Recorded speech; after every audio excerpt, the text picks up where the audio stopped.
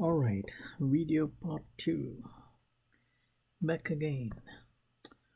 Um, we're talking about trust, right? So the trust is something between two persons here. Now, well, it's it is always a term that is referred when there is more than one, right? So it kind of defines uh, your attributes in telling how good your relationship should be. um, it's one of the requested or asked relation. So in order to have a relation, I got to trust him, I got to trust her. And that's a key important part, that in our relationship with God, that God asks us to trust him. Trust. It's so sweet to trust in Jesus. What does that trust mean? How many people, if I ask what is trust, what is faith, how many of us can, you know, um, think through some of those understanding right away? The trust is key between relationship here. So now, uh, let me do some. How do I do this? Okay, so I'm gonna say. Um,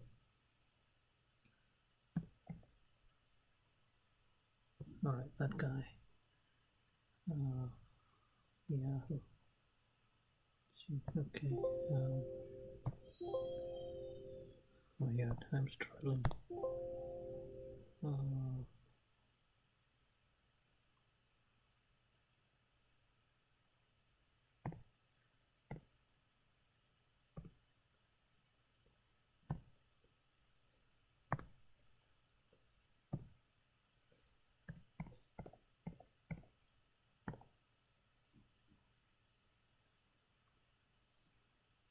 hmm.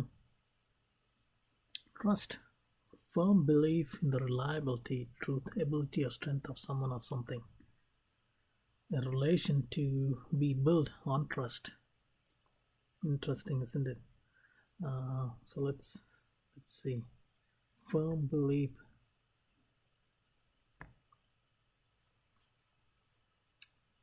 Uh,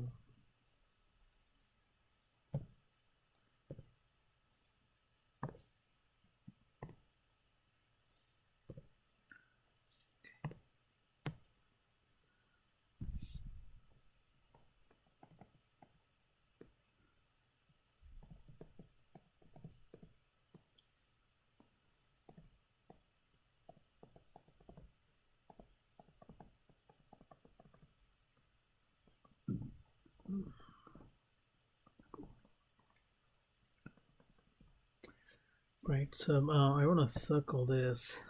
So there are key things here, right? It could be strength or reliability, but then uh, what if? Okay, so uh, let's kind of dissect this guy. Reliability. Uh,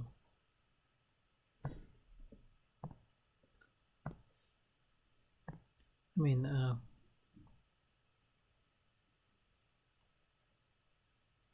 reliability is kind of a probability, isn't it? So rely.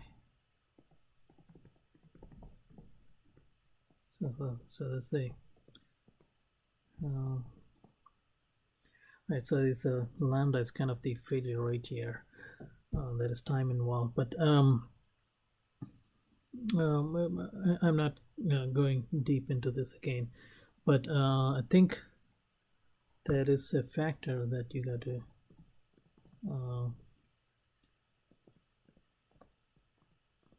I'm trying to say is that, so it's something that is dependent on failure rate, mean time between failures. But then, if you think about a relationship, in order for my relationship to be strong, if I want my relationship with my wife to be strong, um, that there is an aspect of trust, and the aspect of trust is based on how reliable I am, how reliable that there is no failure in that relationship, that she would continue to improve the probability of believing in what my strength, what my uh, uh, things are, what I'm capable of, right? Or there is some kind of a emotional card that exists, and if I'm kind of exhibiting a lot of the negative type emotions, that's going to affect my failure. It's going to um, uh, uh, influence some of the failure rate, which could influence the trust, the reliability.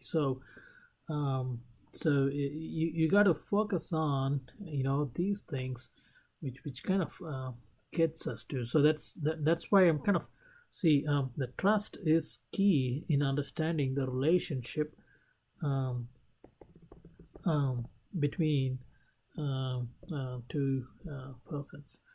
I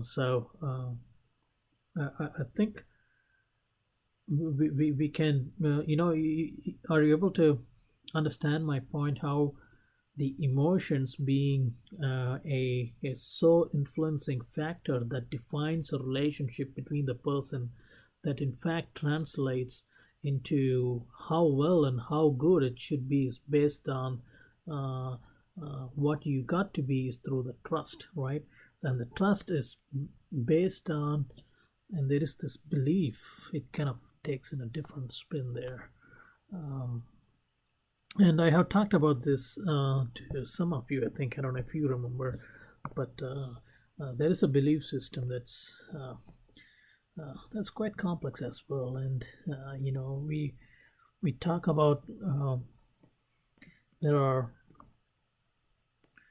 a lot of unknown things. It's like the deep blue sea of oceans. There are so many things that we don't know.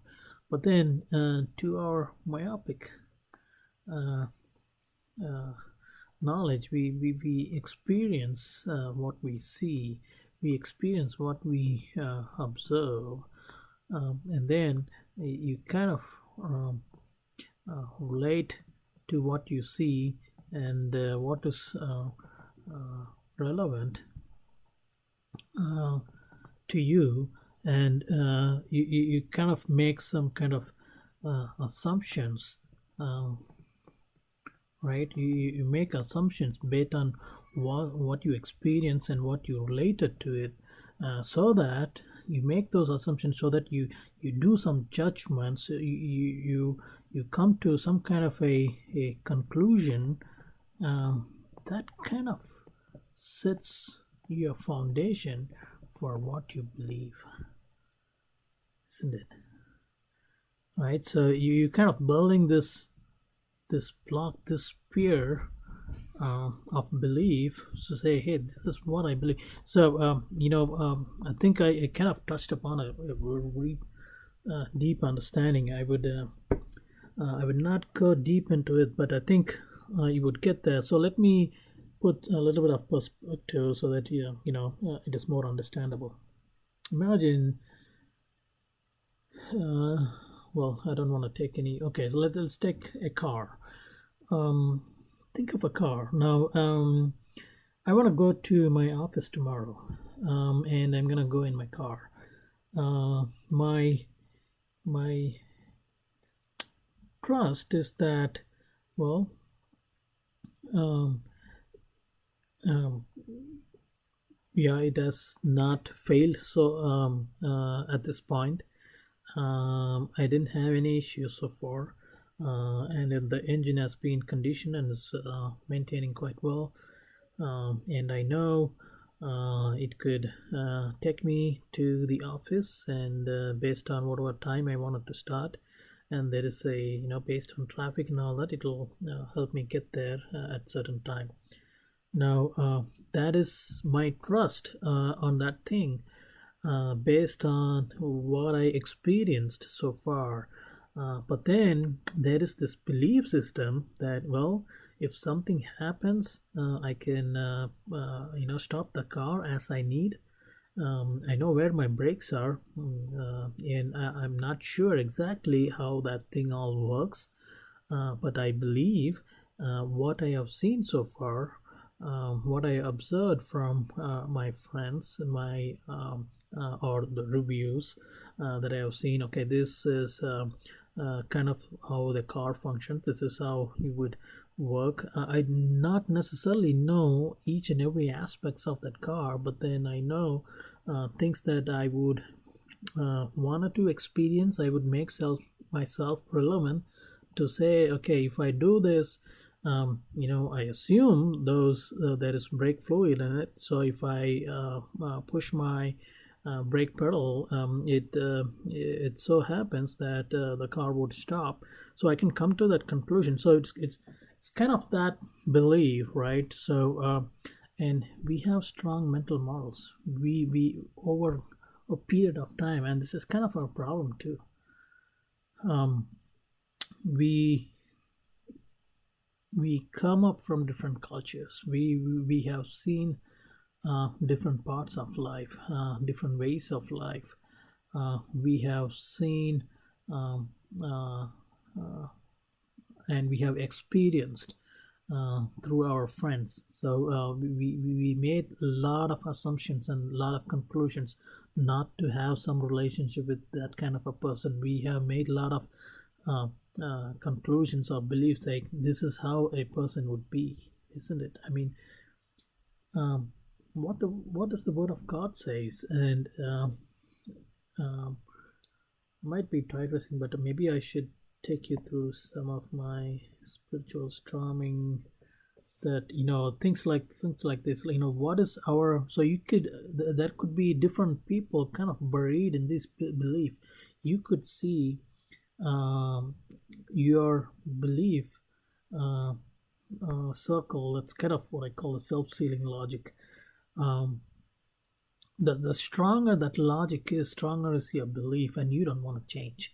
But then the point is whether that belief is closeness to what that uh, truth is what makes it more coherent, and the closeness or the correspondence to the truth, what makes it that the belief is so right. So that's where I think I'm kind of going through. So there is an aspect of the belief system there, which is very closely tied into the trust. So that's kind of a little bit of the thread that I'm trying to weave is little intertwingle between, okay, this is the belief and how we got to work in one accord and one faith. Before we preach our gospel, we got to be in one faith. We'll, Romans, um, allowed to go to that. I think Romans, my favorite. No, is this not? 17.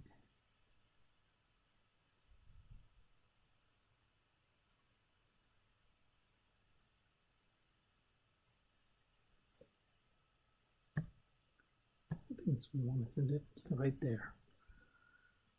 I did mark it up. For I am not ashamed of gospel of Christ, for it is the power of God unto salvation to everyone that believed, to the Jew first, and also to the Greek. For in the righteousness of God is revealed from faith to faith, as it is written, the just shall live by faith. And that's kind of the faith that is we believe in, right? The faith is nothing but the belief of our doctrine of Christ, which is the gospel. And now for us to believe that, we got to believe ourselves first, within us first, within our group, what we are trying to, how we share without any shame the word of God. So that's kind of where it's so important. So crucial in our relationship that we try to build, that is through trust. And that trust is dependent on the belief and the reliability of the failures of those relationships, and which is your definition of failures is based on emotions that you share between those people. That's kind of the moment. And I'm not sure, it's kind of like a monologue here, right? Does that resonate? Can we come in one mind? Does this say, okay, so there is this relationships that is being defined, and key things that would influence the relationship is these emotions that God has given to us. You think about, we don't need languages. There are people who cannot speak. We don't need languages for us to establish relationships. We were designed with emotions that we could well enough understand relations. But yeah, so that's kind of the fundamental crux, and how these emotions display. Well, we can use language. There are multiple things. We can do that. But the core cornerstone of building a relationship seems to be, to me at least, are these emotions. And Wow, I think it's a lot of talking. I'm kind of feeling tired as well. But I think that's where we would go now. Okay, so what does this got to do all with what we wanted to do, right? The $1 million question. How much ever that worth is. Uh, but I want to say this as more like a conclusion of this thread. So the language, oops,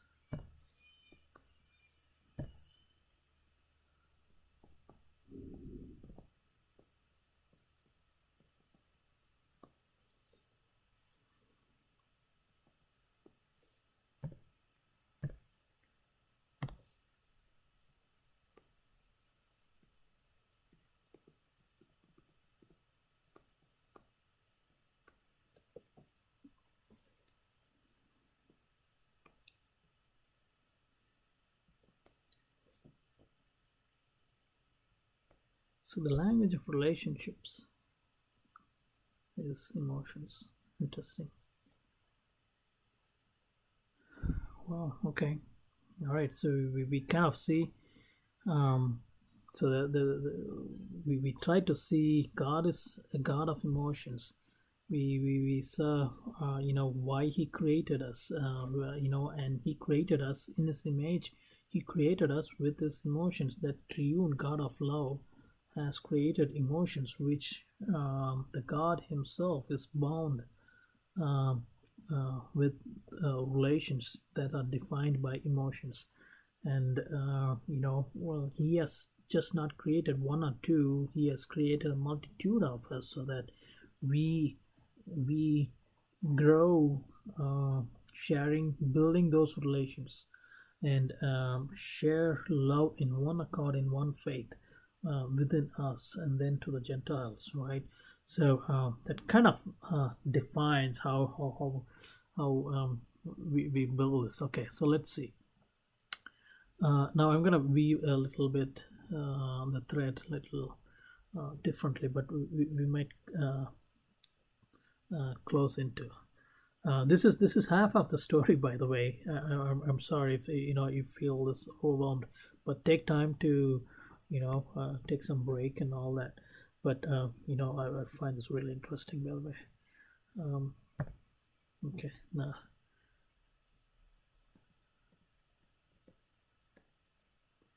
Okay, so let's kind of dive into this thing. Music. What is music? Um, at least to the point. Let's take say okay. Uh, let's talk about creation. I know that's how we started too. Um, when was music created? When did we hear first uh, about music?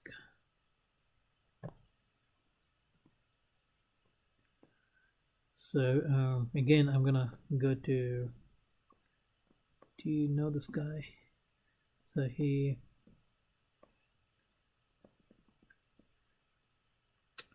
know it's chapter 4, but I don't know which verse was that.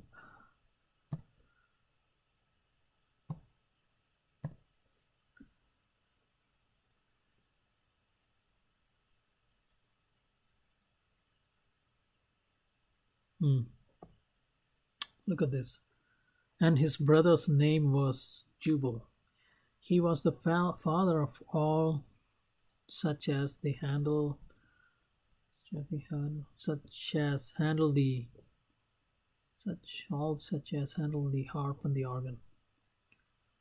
Interesting. So that seems to be the first at this use of some kind of a instrument or some kind of an understanding there is some kind of music out there that existed. And of course, when we think of some instruments, um, I mean, you could think that that instrument has some basic capability to produce a certain pitch or a sound in certain frequencies, and that kind of gives you some kind of a pleasant sound.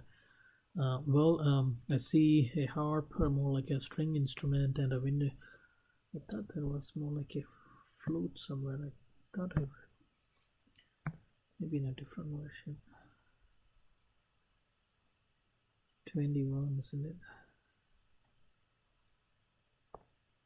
Okay, so he says, so here in the American Standard was harp and a pipe. Uh, yeah, whatever it is, but I think there is a string instrument and a wind instrument being used. Okay, uh, that tells something. So that's Genesis 4:21. Um, okay, so now, so then, interesting.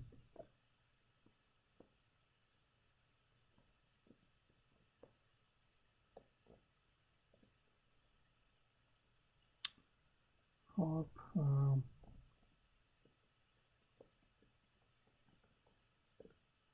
Okay. So at least Genesis chapter 4, I mean, it's not so, yeah, it's almost close to creation.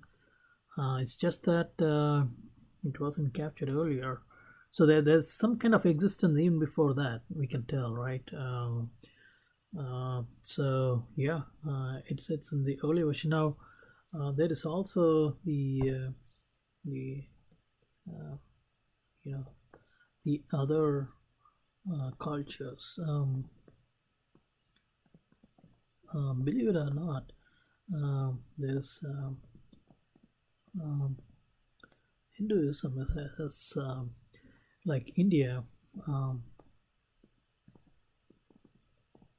has a very long, deep history.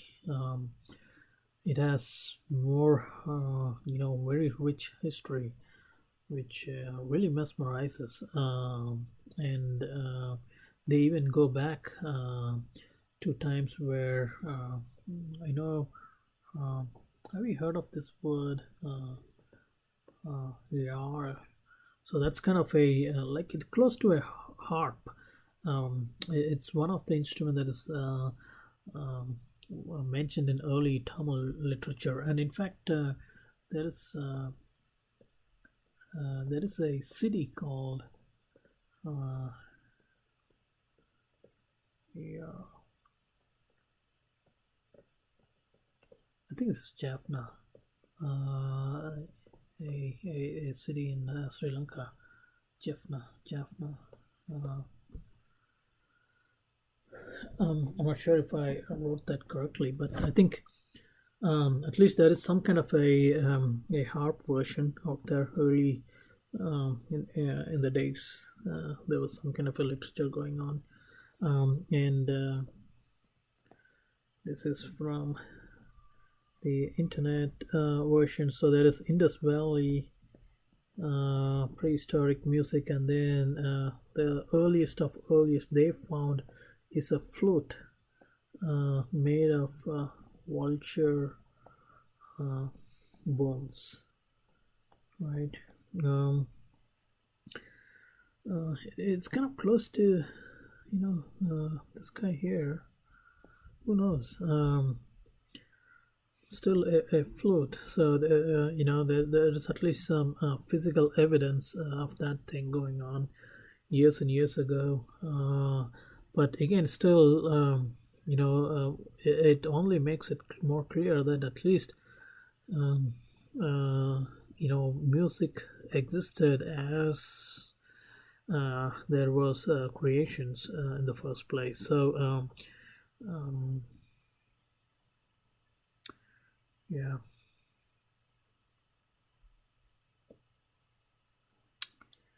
Yeah. Uh, I think we can keep that in mind, but we gotta take a different route here. So think about these natural, right? So yeah, okay. So we can look into history, archaeology, blah blah blah.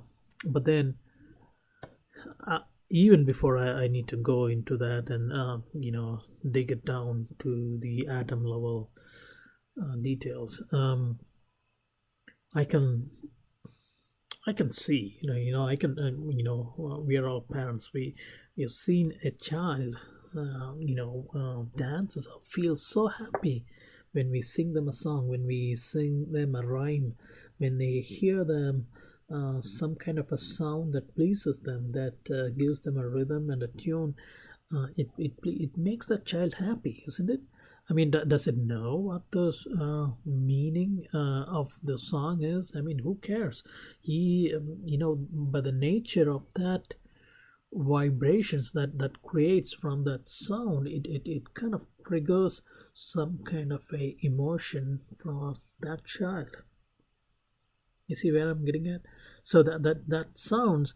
I mean, forget about the sounds that we make it too happy. I mean, the mother, when she speaks or she sings, that forms a music, that forms a soothing sound for the child, that it makes it happy, right? So there is this natural child exhibits happiness. There is this motherly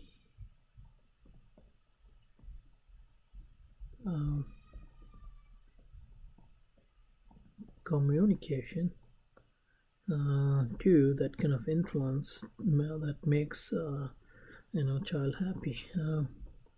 But I'm not sure if the child would be sad if we play a music so sad.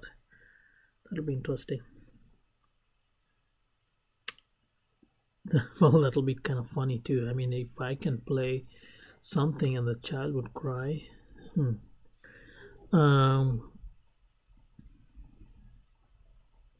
Yeah. And interestingly, so yeah, so that is this natural communication that's in place, right? So I mean, it's kind of a there is this other part. Gosh, there's this therapy, right? So when we look at a child with autism. Okay, so we got some interruptions from our child. He's not happy.